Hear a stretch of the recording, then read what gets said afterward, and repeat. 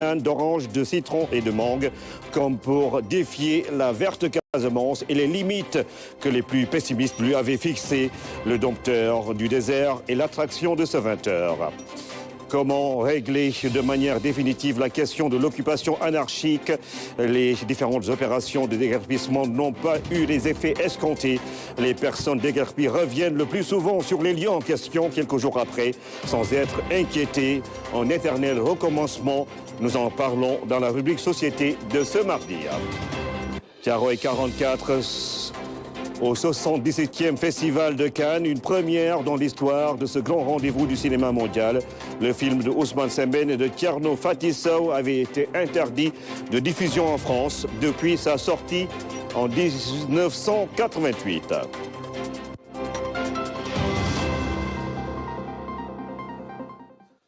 Bonsoir à tous et bienvenue Tabaski 2024. Le besoin en moutons est estimé à 810 000 têtes, dont 260 000 pour la région de Dakar.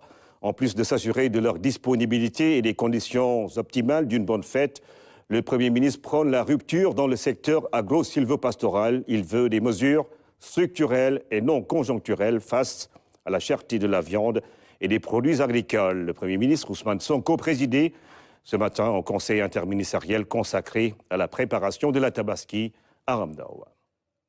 Un conseil interministériel sur la Tabaski, il se tient tous les ans à l'approche de la fête, fait le point de la situation, recueille les avis des uns et des autres et, in fine, énonce des mesures. Problème, le Premier ministre remarque que ces mesures sont souvent conjoncturelles pour simplement parer à des urgences. Or, le constat, il est là. On parle de Tabaski. On dit qu'il y a un besoin de 810 000 têtes. Et beaucoup d'acteurs ici ont magnifié les efforts ou les progressions qui ont été réalisées ces dernières années et que nous saluons. Et nous vous en félicitons, qui ont permis peut-être de réduire la dépendance vis-à-vis de l'extérieur. Mais ça, c'est uniquement pour la Tabaski. Le constat, c'est que, en réalité, nous continuons à être extrêmement déficitaires, ce qui se ressent au niveau des marchés. L'exemple est étayé avec l'évolution du prix de la viande de 2014 à 2023, des données de l'ANSD qui révèlent une forte augmentation. Le prix du kilogramme de viande de mouton est passé de 2 782 francs en 2014 à 4 338 francs en 2023, soit une hausse de 1 556 francs en valeur absolue et 56% en valeur relative. Et le prix du kilogramme de viande de bœuf est passé de 2 319 francs en 2014 à 3 780 francs en 2023, soit une hausse de 1 461 francs en valeur absolue et 63% en valeur relative. C'est un constat qui interpelle tous les acteurs qui sont ici, les acteurs de l'élevage, puisque ce qui justifie ces hausses, c'est la rareté du bien. C'est l'insuffisance de l'offre par rapport à la demande.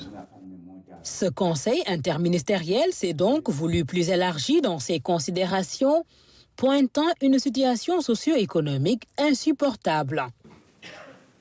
C'est d'autant plus inacceptable que le potentiel agropastoral de ce pays est immense. Ce que nous vivons est le produit ou la résultante d'un manque de vision politique sur ces questions.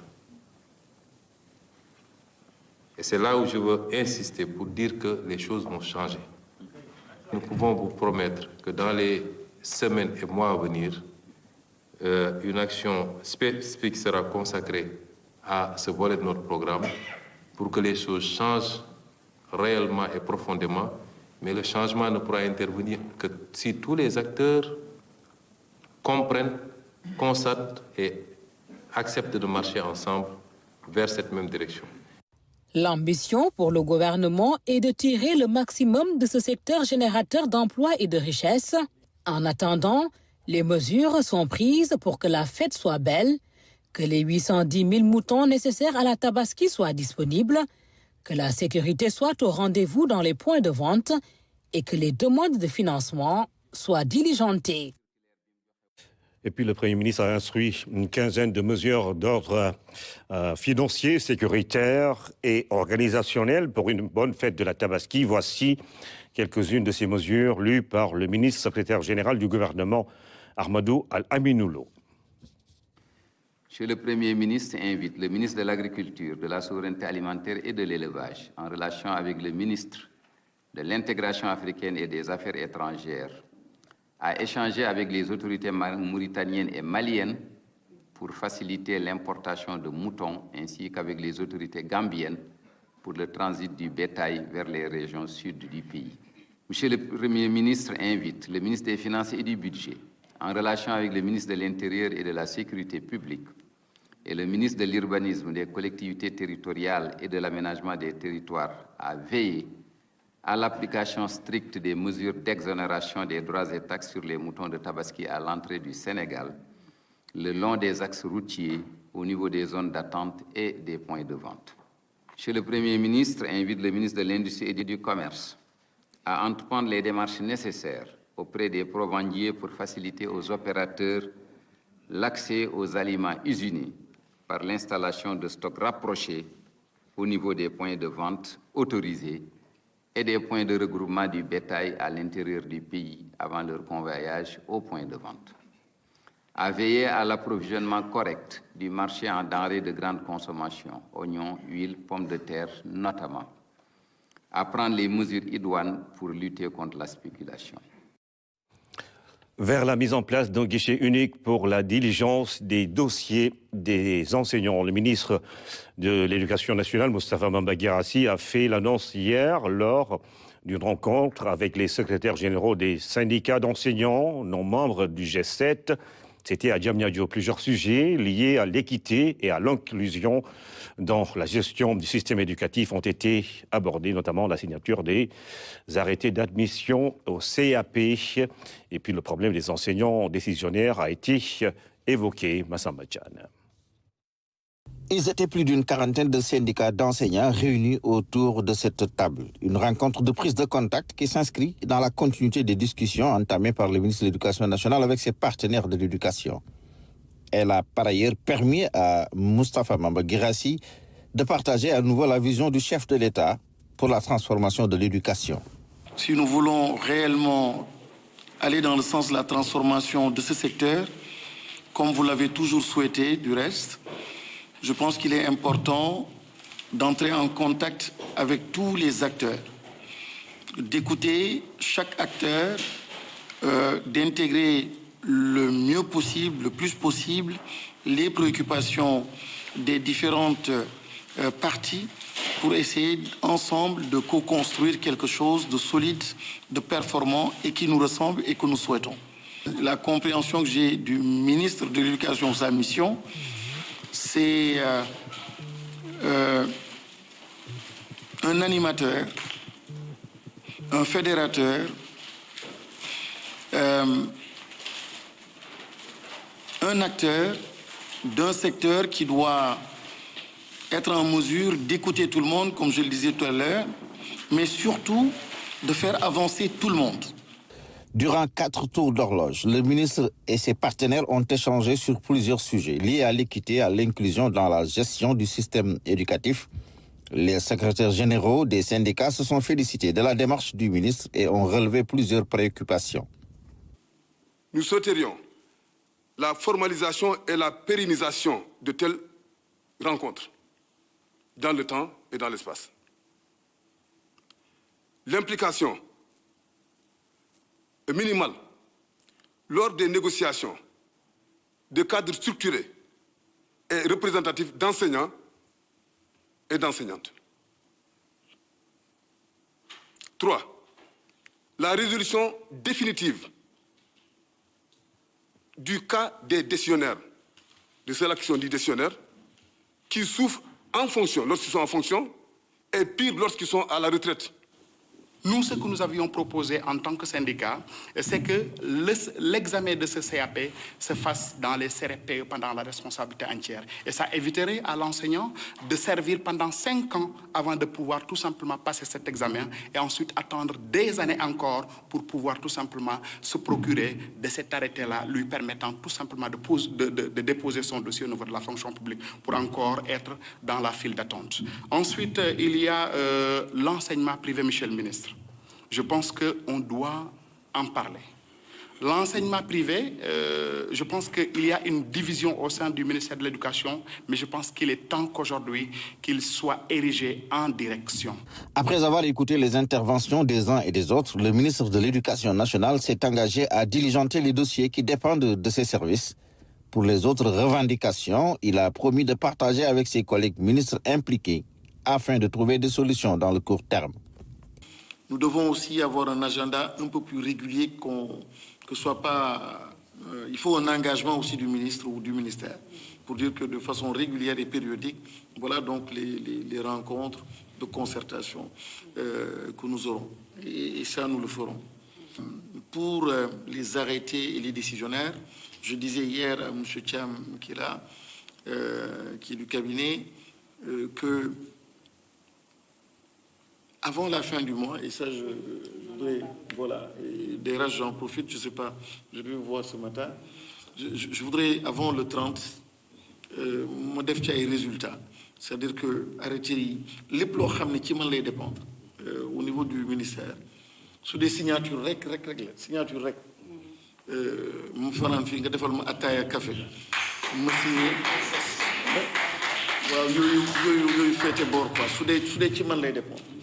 Les représentants des syndicats d'enseignants ont magnifié l'initiative du ministre Moustapha Mamba Guirassy de provoquer cette rencontre. Et puis le ministre de l'Environnement et de la Transition écologique poursuit sa tournée dans les régions. Après Ziguinchor et Sédhiou, il s'est rendu dans la région de Tambacounda. Il a pu constater les efforts des agents des eaux et forêts et des parcs pour préserver justement la nature. Et le parc Nyokolokoba Daouda annonce un renforcement des moyens et équipements pour les aider à bien accomplir leur mission. Tidiane Cissé. Des tronçonneuses, des armes, des lames, des tricycles, des motos et charrettes saisis par l'inspection régionale des eaux et forêts de Tambacounda. Cette visite a permis au ministre de l'Environnement et de la Transition écologique de constater le travail effectué par les agents des eaux et forêts dans le cadre de la lutte contre la déforestation dans la région. Nous avons vu le matériel qui a été saisi auprès des trafiquants de bois, du matériel lourd qui montre que le phénomène de la déforestation a pris une grande ampleur dans la région de Tamba. Et j'en profite pour magnifier le travail qui est fait par les agents des eaux et forêts, mais en collaboration étroite avec les autorités administratives, mais également avec les forces de défense et de sécurité.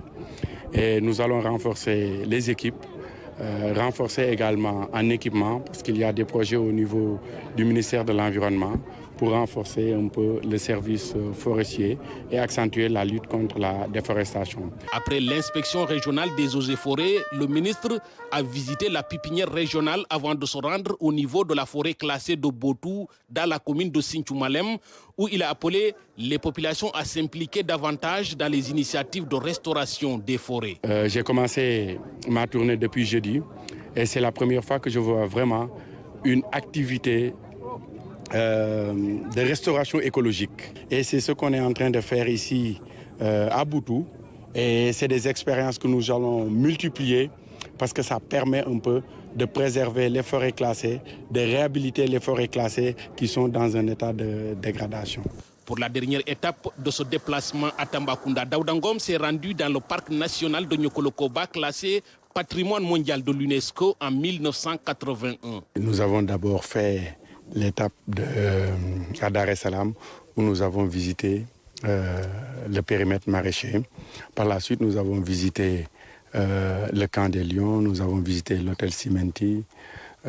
Nous sommes actuellement au gué d'Amanta. Et en visitant le parc, on se rend compte qu'il y a un énorme potentiel. On s'est rendu compte aussi qu'il y a eu beaucoup de soucis au Nyokolo Les agents font ce qu'ils peuvent. Et nous allons aussi porter le plaidoyer auprès de M. le Premier ministre et de son Excellence le Président de la République, Bassirou Diomaye Faye, pour un plan Marshall vraiment pour le Niokolo, parce que le Niokolo a besoin de gros financements. Le ministre de l'Environnement et de la Transition écologique a également annoncé un appui technique dans le cadre du projet CNRM pour la restauration des 913 000 hectares du parc national de Niokolo-Koba. Le haut commandant de la gendarmerie aux commandes, le général de division Martin Fay, a pris fonction ce mardi. C'était en présence du ministre des Forces armées, Moussa Mané. Le général de division Martin Fay recevant le fanion du commandement, symbole d'une prise de fonction à la tête de la gendarmerie nationale. Un rituel qui marque une étape importante dans la vie de cette institution militaire. Dans son ordre du jour numéro 1, le haut commandant de la gendarmerie nationale et directeur de la justice militaire compte inscrire son action pour satisfaire les attentes des populations.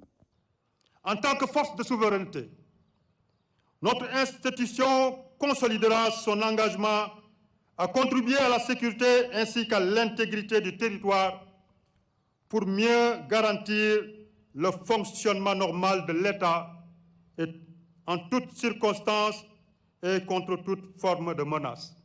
Pour le nouveau patron de la gendarmerie nationale, la seule présence d'un élément devra apporter sérénité et confiance à un citoyen. Aussi, les forces de la gendarmerie doivent exercer leur mission avec discernement et professionnalisme dans le respect des obligations déontologiques. La finalité, c'est de bâtir une relation de confiance entre la gendarmerie et les citoyens. Et pour être encore beaucoup plus proche de ces populations, le maillage du territoire sera renforcé. Ainsi, mon plan d'action sera articulé autour du renforcement des 4 fonctions opérationnelles suivantes. Commandement, coordination, conduite, veille, alerte, prévention, surveillance, investigation et enfin, protection, intervention. Afin de garantir aux citoyens une sécurité en tout temps et en tout lieu, le général de division Martin Fay compte renforcer les unités. C'est ainsi que d'autres légions vont intégrer le dispositif de la gendarmerie. Il s'y ajoute la poursuite du renforcement des effectifs. Ces derniers mots sont destinés aux femmes et aux hommes qui composent la gendarmerie nationale. Je suis profondément honoré de vous commander. Et je suis fier de chaque femme et homme qui porte l'uniforme avec honneur et dignité. Je vous exhorte à consolider vos valeurs professionnelles et morales pour préserver notre posture républicaine. La compétence et la probité doivent demeurer nos repères permanents. Sous-lieutenant le 1er juillet 1992, le général de division Martin Fay a gravi les échelons jusqu'à arriver à cette station ultime de la gendarmerie nationale. Pour le ministre des Forces armées, c'est un officier plein de qualités humaines et professionnelles qui se distingue par son sens élevé du devoir. Attentionné et humain, il est un exemple abouti du chef militaire, du meneur d'hommes dont la gendarmerie nationale a besoin pour mettre en œuvre les hautes orientations du chef de l'État en matière de défense et de sécurité. Mon général, en vous nommant à cette fonction éminemment stratégique, Son Excellence, M. Bassirou Diomaye Diakhar Faye, président de la République, chef suprême des armées, sait qu'il peut compter sur vous pour donner corps à sa vision. Après avoir décliné son ordre du jour, le haut commandant de la gendarmerie nationale et directeur de la justice militaire a passé en revue toutes les unités qui sont aujourd'hui sous son commandement, des hommes et des femmes sur qui il peut compter pour mener à bien la mission au sein de la gendarmerie nationale. La communauté mère du divin amour Sénégal tient son Cénacle des Nations à Dakar. L'événement a commencé ce 12 mai et prendra fin le 18 de ce même mois. Une semaine de prière et de louanges sous le thème « Ravive en toi le don de Dieu ». La messe solennelle de la 10e édition a été dite par l'archevêque de Dakar et parrain de la présente édition. Philomène Constance Diagne y a assisté. Cette célébration eucharistique ouverte au grand public chrétien s'inscrit dans le cadre du Cénacle des Nations. Cénacle comme pour désigner les disciples du Christ dans l'attente de l'Esprit Saint après l'ascension de Jésus. Le Cénacle des Nations était d'abord une expérience que la communauté vivait, qu'on appelait le Cénacle, tout court. Et après 15 ans d'expérience, on a senti qu'il fallait vivre ça autrement, c'est-à-dire que se déplacer et surtout, comme le jour de la Pentecôte, inviter, parce que le jour de la Pentecôte, il y a eu tous les juifs de la diaspora qui sont venus, et donc inviter tout le monde, c'est pour ça aujourd'hui nous avons 15 pays ici, pour vivre une effusion d'amour et pour parler un langage universel. Le langage universel de toutes les religions, c'est le langage d'amour. Alors il y a eu les langues de feu, on parle de langues de feu, mais c'est vraiment la convergence de cœur vers Dieu. Le Cénacle aboutit à la Pentecôte. Quand la première Pentecôte a eu lieu, l'apôtre Pierre, qui est sorti le premier, a tout de suite improvisé une prédication à Jérusalem devant tous ceux qui étaient là. Si vous lisez le chapitre 2 du livre des Actes des Apôtres, vous allez trouver le texte de sa prédication. Des enseignements, des louanges et des témoignages au pied de la Sainte Vierge pour lui confier les maux du monde entier en général et du Sénégal en particulier. J'ai l'habitude de suivre les frères Emmanuel Akobé depuis toujours et je trouve ses enseignements très très bien. Je sais qu'avec lui, il y a vraiment des grâces intenses. Il y a des grâces intenses. Et donc je suis sûr, ce n'est qu'un début, comme on a dit là. Mais d'ici la fin du Cénacle, ça va être l'apothéose. Oui, un intense moment de prière, de recueillement et de cœur à cœur avec le Saint-Esprit. Voilà, donc nous attendons, nous attendons massivement afin que nous puissions ensemble présenter notre pays au Seigneur. Parce que nous croyons que Jésus, c'est la célébration de l'Eucharistie chaque jour. Et Jésus est vivant et il agit à travers les sacrements. Mais il agit aussi à travers les charismes, les dons qu'il donne à certains frères et sœurs pour proclamer son nom. Donc nous prions pour les malades et nous demandons à Dieu de les guérir, c'est tout à fait normal. Et nous prions aussi pour ceux qui sont enchaînés par les chaînes de l'esclavage spirituel, par le démon, par les fétiches, etc., pour qu'ils rencontrent Dieu, parce que dans toutes nos grandes religions, christianisme comme l'islam, le fétiche n'est pas conseillé. Donc nous rassurons qu'on peut mettre sa confiance en Dieu d'une manière totale.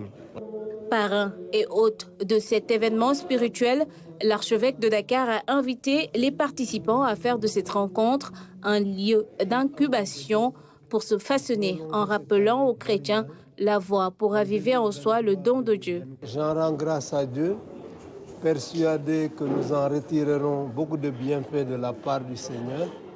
Et donc je me réjouis de cette vitalité que manifeste cette rencontre. Et vraiment, je voudrais féliciter tous les participants. Je suis en action de grâce. Cette messe lance les activités autour de ce rassemblement œcuménique international qui réunit des milliers de fidèles venus de plusieurs pays d'Afrique et d'ailleurs, avec pour seul objectif vivre et approfondir leur foi en communauté. Ouverture ce mardi de la 77e édition du Festival de Cannes. Au menu, une centaine de films en compétition, une pluie de stars internationales et le fameux tapis rouge. Cet événement prestigieux du 7e art mondial accueille plus de 35 000 personnes venues de tous les horizons cette année. Pas de film sénégalais dans la compétition officielle tout de même. Le Sénégal est présent à travers la projection de Thiaroye 44, interdit de diffusion en France depuis sa sortie en 1988. Fatou Diouf. C'est l'un des plus prestigieux événements dédiés au 7e art dans le monde. Le Festival de Cannes ouvre ses portes pour la 77e fois. Cette année, c'est l'actrice française Camille Cotin qui a présenté la cérémonie d'ouverture. Meryl Streep, une immense figure du cinéma hollywoodien, a reçu la Palme d'Or d'honneur. Meryl Streep est la personnalité la plus distinguée de l'histoire des Oscars du cinéma avec 21 nominations. Sur les tapis rouges, des stars mondiales. plus de 35 000 festivaliers qui ne ratent pour rien au monde la montée des marches et les projections de centaines de films en compétition officielle et hors compétition. Deuxième acte, le dernier film du réalisateur Quentin Dupieux ouvre le bal. Voici le tableau des films en compétition par catégorie. Pour la Palme d'Or, 22 longs métrages sont en lice. 18 dans la catégorie Un certain regard. En court métrage, 11 films. Cannes première, 8 films. Science spéciale, 12 films. Hors compétition, 10 films. Et enfin, Cannes classique, 23 films. D'ailleurs, c'est dans cette catégorie que figure Thiaroye 44. Le général commandant le point d'appui de Dakar vous salue et vous envoie ses encouragements. Vous êtes ici dans un camp de transit pour un temps provisoire. Interdit de diffusion à sa sortie en France en 1988, ce film des réalisateurs sénégalais Samen Ousmane et Thierno Faty Sow sera projeté à Cannes pour la première fois. C'est infect. Thiaroye 44 raconte le massacre des tirailleurs sénégalais il y a 8 décennies. Cet événement douloureux reste un symbole poignant de l'injustice et reflète sous diverses formes la tragédie de la colonisation. Pour cette 77e édition, aucun film sénégalais n'a été sélectionné en compétition officielle.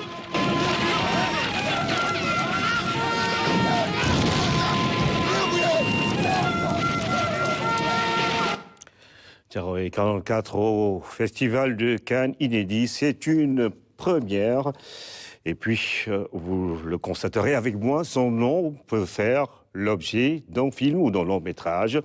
Il s'est révélé au grand public après sa prouesse sur la culture du blé à Matam. Mais ses ambitions dépassent les frontières de cette céréale, vous allez le voir. Atoumane Konaté a su faire un verger en plein désert, défiant certains connaisseurs qui affirmaient qu'il était impossible justement d'atteindre ses objectifs, cultiver des arbres fruitiers dans le Fouta, à Soringo, dans son périmètre de 12 hectares. Les résultats de son labeur forcent l'admiration. Atoumane, le dompteur du désert, à découvrir avec Ibrahima Pabidjejo.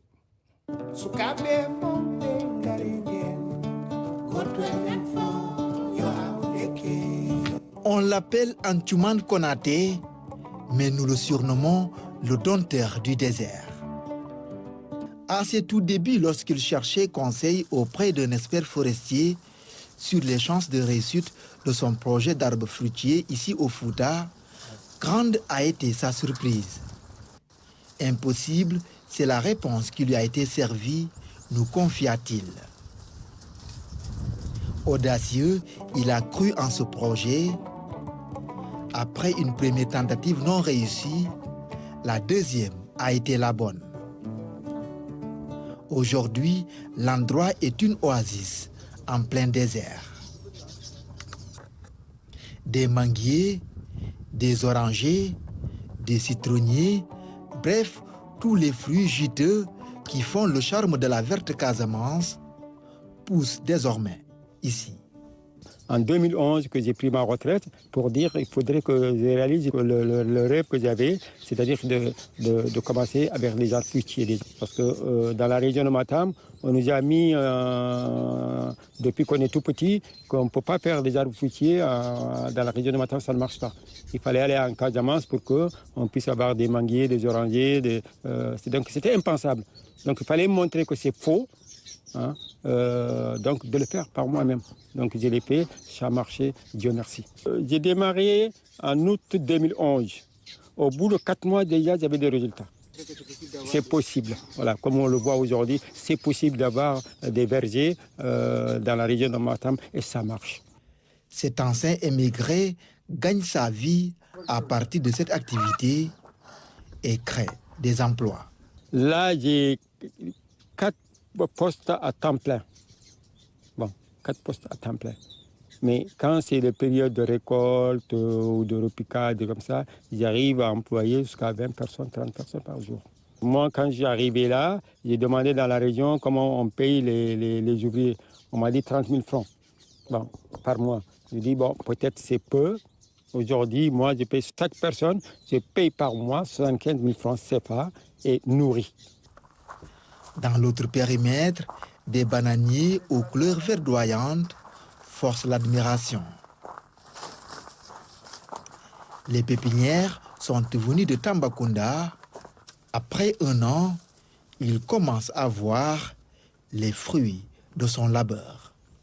Donc ça prouve qu'on peut faire aussi de la banane dans la région de Matam et avoir des résultats. La banane dans la région de Matam, on peut dire qu'on n'en a pas. Donc les productions de bananes qu'on reçoit dans la région, elles viennent de Tamba ou ailleurs. Antioumane est aussi un grand producteur de maïs. Cette parcelle est en phase de maturité. L'autre a donné ses premières récoltes. Moi, mon problème, c'est l'eau. Je vous assure, s'il y avait suffisamment d'eau pendant toute l'année, ce que vous voyez là, vous verrez autre chose. Ce n'est pas ça que vous verrez là. Parce que le bras du fleuve que je ravitaillais, elle est ensablée. À partir du mois de mars, fin mars, avril, mai, juin, jusqu'à juillet, j'ai plus d'eau. Donc il fallait trouver une solution à ça. Malheureusement, je n'ai pas pu le trouver. Il fallait faire un mini-forage. Tout ce que vous voyez là, c'est de mes propres mains. Et la seule chance que j'ai eue, en 2012, le responsable de la SAED est venu là. Et il a découvert le site. Depuis, j'ai eu l'appui de la SAED. Ce natif du village de Soringo est un homme de défi. Son quotidien démarre dès les premières lueurs de l'aube jusqu'au coucher du soleil. À la pause, il a ses endroits préférés, ce manguier et cet arbre ombrageux où il fait sa sieste sous le gazouillement des oiseaux. Et ça rappelle bien la Casamance. Yakaï en cas d'école, c'est le thème d'un panel présidé par le gouverneur de la région des Ziguinchor. Une tribune pour les acteurs du processus de paix en Casamance, afin de discuter des voies et moyens d'arriver à une paix définitive. La rencontre marque la célébration de l'an 1 du dépôt des armes par la faction Abdoulaye Sinkare. Un an après le dépôt des armes par la faction Yakaï Front Nord, les acteurs évaluent les acquis. Le sentiment de fierté, de voir que les engagements ont été le respect. Aujourd'hui, la zone de Mongone libérée. Les combattants rentrent à la maison et reprendre une nouvelle vie, s'insérer dans la société, a permis également aux populations qui étaient parties de rentrer au bercail pour revivre. Société civile, ex-combattants et autorités se retrouvent pour échanger dans ce panel qui a pour thème processus de paix en Casamance, Yakaï, un cas d'école. À Yakaï, c'est l'aile civile et l'aile combattante qui travaillent ensemble. Donc une décision n'est pas prise par les ailes civiles, ou bien une décision n'est pas prise par l'aile combattante. Ça, c'est un autre aspect. L'autre aspect, c'est la franchise dans la communication. Dans ce processus qui a conduit au dépôt des armes, l'engagement des partenaires a été d'un grand apport. L'USAID intervient en Casamance dans les 4 secteurs prioritaires qui sont la santé, l'éducation, la croissance économique, avec l'appui aux jeunes et aux femmes, mais surtout dans le secteur gouvernance et paix, pour aider le gouvernement du Sénégal à réaliser ses objectifs de développement inclusif et de recherche d'une paix durable en Casamance. De retour à la vie civile, les ex-combattants appellent leurs frères d'armes à rejoindre la dynamique. Je lance un appel à mes frères qui sont dans le maquis. La guerre n'est pas une solution. Si elle était, on en aurait fini depuis. Il n'y a que la négociation qui peut amener la paix, pour que chacun puisse retourner vivre tranquillement chez lui. Conscient du rôle moteur de la paix dans le développement, l'État du Sénégal reste plus que jamais engagé à pacifier la Casamance de façon durable. Plus que par le passé, je reste convaincu que toutes les conditions sont désormais réunies pour que la région de Ziguinchor, la Casamance naturelle, tourne définitivement la page du conflit armé. Pour nous, le plus important, c'est que les acteurs affichent leur volonté et leur engagement de dépasser leurs divergences et de privilégier l'intérêt supérieur des populations qui ont longtemps souffert de ce conflit. Le panel s'est clôturé avec la remise de cartes nationales d'identité. L'accord avec Diakaï a permis d'enrôler près de 60 000 personnes à travers la région. Le 13 mai 2023 reste désormais une date historique dans le processus de paix en Casamance. Elle rappelle le dépôt des armes du camp de Diakaï. Vous l'avez vu dans le reportage d'Abdoulaye Senkaré, c'était au niveau du village de Mongone. Un an après, pour célébrer l'acte, population, autorités et ex-combattants ont marché ensemble pour une paix définitive dans les rues de Ziguinchor. Michel Mardi. À travers les rues de Ziguinchor, autorités administratives, ex-combattants et populations ont marché côte à côte pour la paix en Casamance. Une randonnée pédestre initiée par la société civile à l'occasion de la célébration de l'an 1 du dépôt des armes du camp de Diakaï. Ça nous permet de nous rappeler les populations, rappeler la communauté nationale et internationale qu'il y a un an, il y a eu un dépôt qui a été fait, qui est un dépôt historique.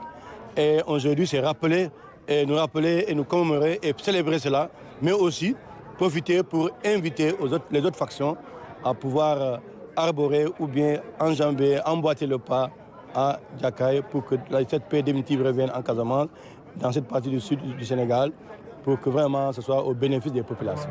Diakaï a déposé les armes, mais il reste beaucoup à faire pour une paix définitive.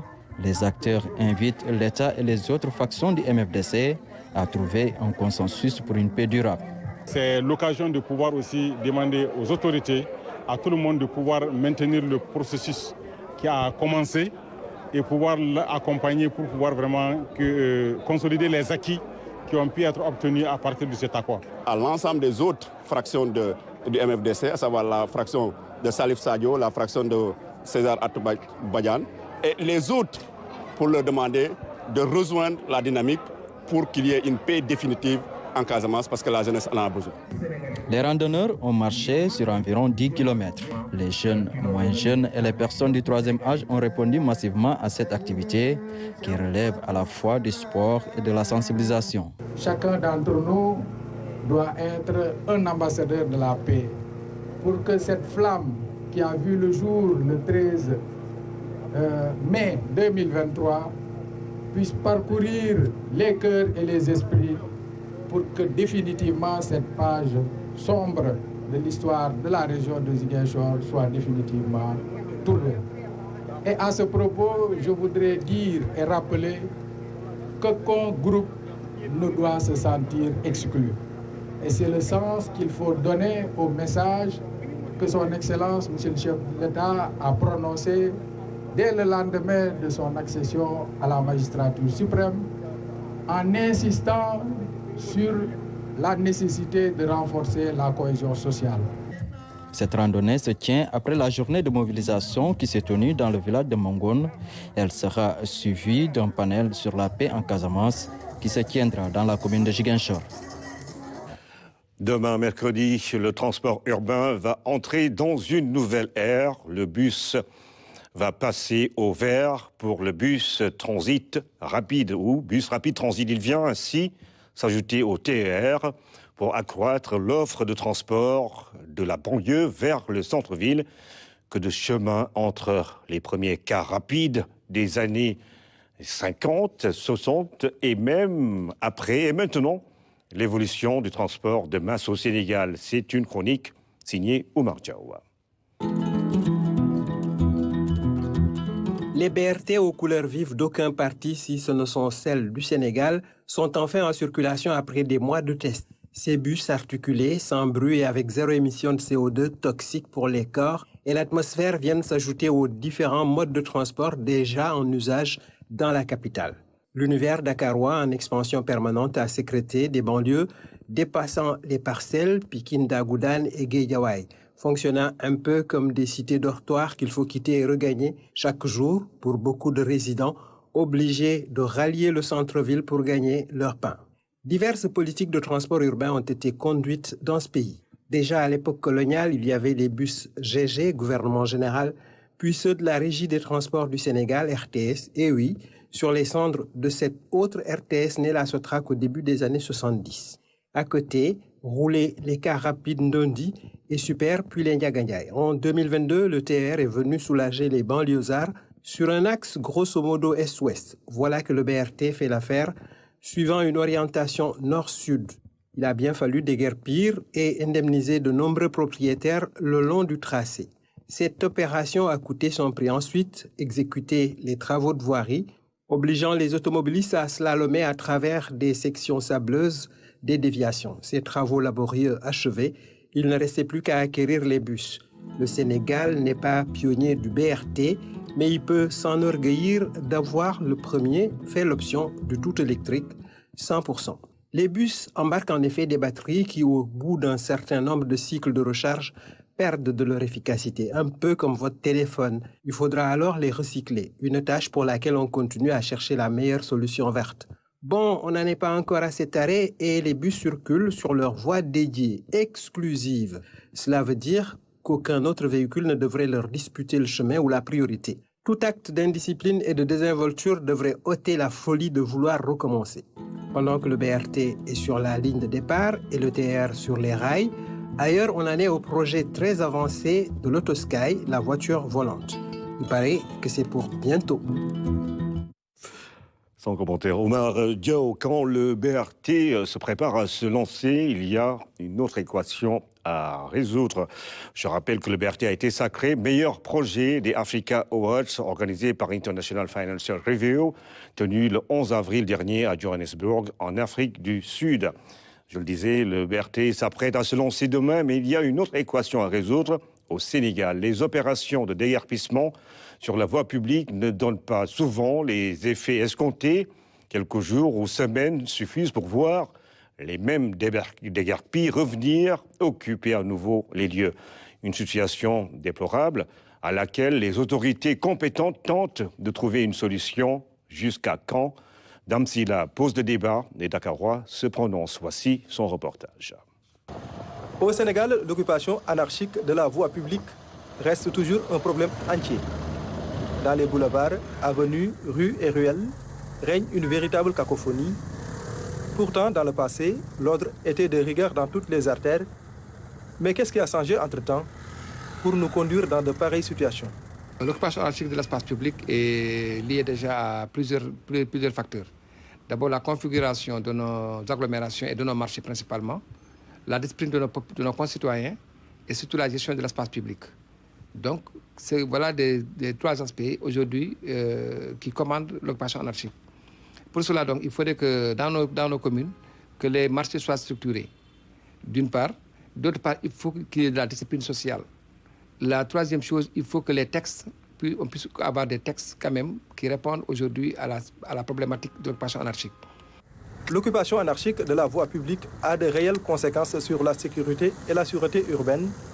Dans la capitale, par exemple, automobilistes et piétons ont du mal à circuler. Une situation chaotique, de responsabilités partagées. Dakar, auparavant, ce n'était pas comme ça. Là, maintenant, pour circuler, c'est tout à fait un problème. Vous voyez, les gens ils sont en train de marcher sur la route avec les voitures et franchement, c'est très dangereux. L'occupation anarchique, les autorités, ils doivent y prendre des mesures quand même. Des mesures draconiennes même, je dirais. Pourtant, les autorités étatiques et territoriales mènent souvent des efforts combinés pour lutter contre l'occupation anarchique de la voie publique avec des opérations de déguerpissement récurrentes. Malheureusement, ça peine toujours à régler le problème. Des fois, tu les demandes pourquoi vous êtes là. Ils vous disent que moi, je paye les quittances à la mairie. On me donne des sous de 100 francs ou de 200 francs. Mais ça, c'est pas légal. Parce qu'il y a des marchés. On a construit des marchés pour que les gens aillent là-bas. Donc, si on occupe la voie routière, parfois, tu vois, même sur la route, là où les voitures passent, tu vois les gens, ils mettent leurs bagages là-bas. Donc, vous êtes obligés, les piétons sont obligés de passer sur la route, là où les voitures passent. Donc, ça c'est anormal. Selon les autorités, il est temps de trouver une solution à l'occupation anarchique de la voie publique avec des mesures fortes et sans complaisance. Il y a un problème de suivi. Il faut qu'il y ait une police municipale. Il faut que les collectivités territoriales elles-mêmes prennent en charge effectivement la question de suivi. Quand on enlève des gens qui étaient quelque part où ils ne devaient pas être, il faut que la collectivité locale crée les conditions de pouvoir maintenir effectivement cet espace propre et adéquat. À ce niveau-là, à côté de la police municipale, il faut la participation citoyenne. Il faut que les populations elles-mêmes arrivent quand même à vouloir effectivement gérer cet espace, aider les populations. Donc il faut une synergie d'action. Les collectivités locales, territoriales, l'administration que nous sommes, n'est-ce pas, et surtout les populations elles-mêmes pour que l'espace puisse être un espace viable. Donc la question du cadre de vie doit être un problème de tous. Au Sénégal, les régimes se succèdent et l'occupation anarchique de la voie publique persiste. Malgré les opérations combinées des autorités étatiques et territoriales, les déguerpis continuent toujours de dicter leurs lois sous le regard impuissant des riverains. Le Sénégal a pris part du 8 au 10 mai dernier à la foire internationale des fruits et légumes qui s'est tenue à Rimini en Italie. Près d'une vingtaine d'entreprises sénégalaises ont étalé leur savoir-faire pour mieux exporter vers le marché européen. Le COSEC, qui a encadré justement et accompagné ses opérateurs économiques, a mis en avant cette année les jeunes qui investissent de plus en plus le secteur de l'agrobusiness. Voici le reportage de nos envoyés spéciaux, Pape Laifey et Aminata Mengfal. Rimini, une ville située dans la région Émilie-Romagne, dans le nord de l'Italie. Elle accueille chaque année des milliers de professionnels de la filière horticole à l'occasion de la foire internationale des fruits et légumes, McFruit. Pour cette 41e édition, le Conseil sénégalais des chargeurs a encore accompagné et encadré les exposants et visiteurs sénégalais. C'est une opportunité pour nos exportateurs de nouer de partenariats gagnant-gagnant et puis d'exposer une gamme de variétés de produits sénégalais qui sont susceptibles d'être exportés dans ces marchés parce que c'est des produits très prisés. Nous avons mis l'accent sur deux types de produits, notamment le piment et les oignons, parce que nous avons des jeunes qui s'activent dans ce domaine et qui commencent à pénétrer le marché européen. L'horticulture, ce sous-secteur de l'agriculture, est en constante progression au Sénégal. Le volume d'exportation a plus que doublé en 10 ans, avec une rentrée de devises de 77 milliards de francs CFA par an. Et le salon McFruit offre l'opportunité à ses opérateurs économiques d'être au fait des innovations technologiques pour répondre aux exigences du marché européen. Il faut beaucoup travailler sur l'innovation, il faut beaucoup travailler sur la qualité, il faut beaucoup travailler sur les normes de conditionnement, les normes d'hygiène. Et puis, il faut être apte.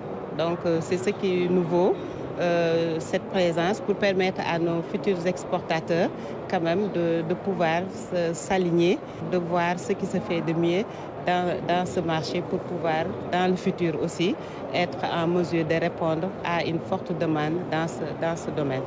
J'ai exporté des fruits fraîches, mais maintenant je suis rentré dans la transformation. Et au niveau technologie, ce sont les Italiens qui sont les meilleurs. Et là, j'ai des contacts avec eux. Je suis en train de travailler sur des machines. Et puis là, on a monté une unité de conditionnement, de transformation des fruits séchés, comme la papaye, la mangue et la noix de cajou.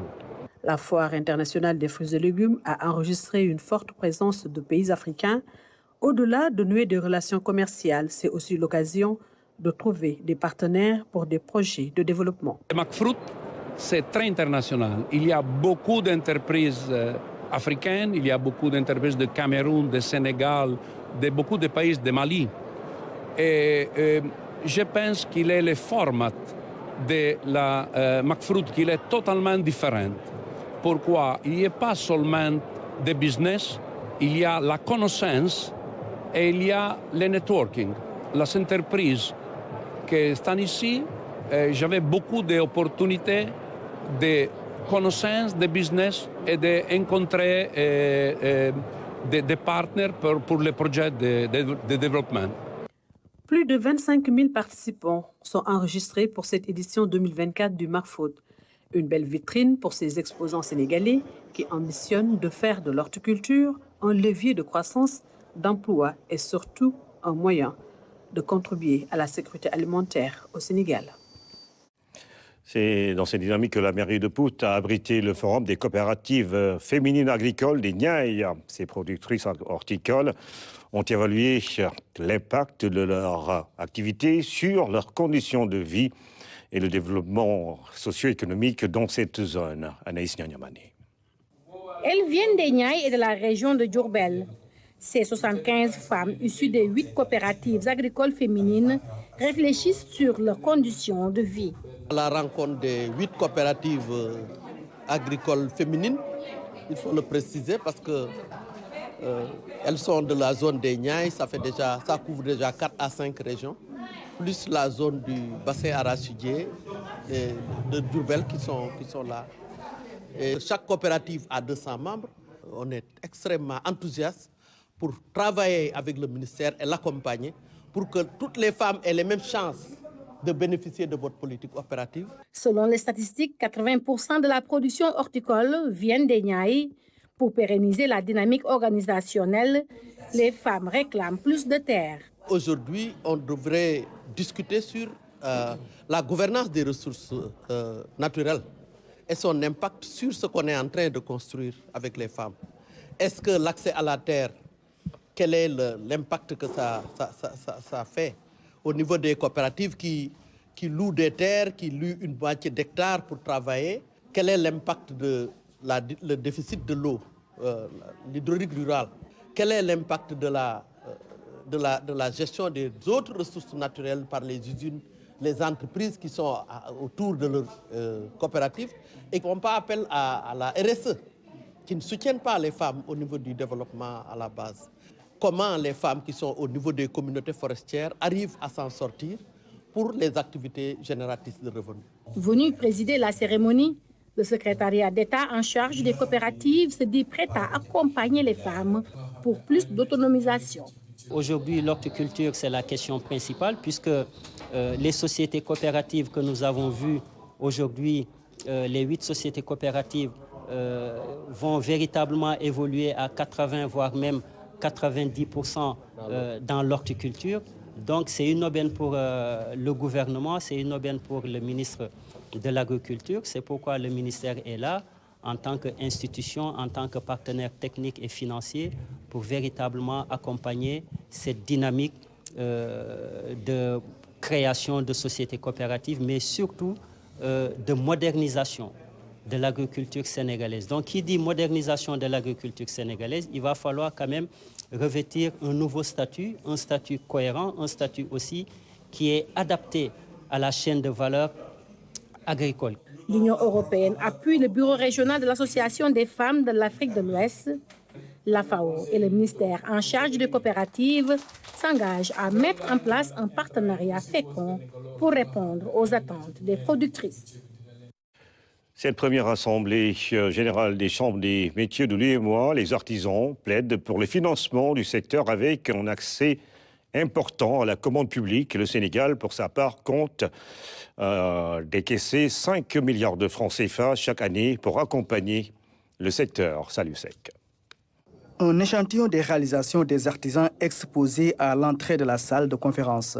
Derrière ces belles œuvres se cache une panoplie de difficultés de ces acteurs. Dans l'espace UEMOA, nombreux sont ces artisans qui n'ont pas accès à la commande publique. L'artisanat dans la sous-région, et plus particulièrement celui du Sénégal, fait face à plusieurs défis, dont les plus emblématiques sont la facilitation de l'accès des artisans à la commande publique, l'organisation de l'apprentissage par les chambres de métiers conformément à la recommandation du Code communautaire de l'artisanat, la protection sociale des artisans, entre autres. Cette rencontre est donc une tribune pour ces acteurs de faire un plaidoyer pour le financement de leur secteur. Un appel qui devrait avoir un début de solution. Le financement du secteur est une lancinante problématique à laquelle sont confrontés en tout cas tous nos États de l'espace communautaire, problématique à laquelle également chaque État essaie d'apporter une réponse.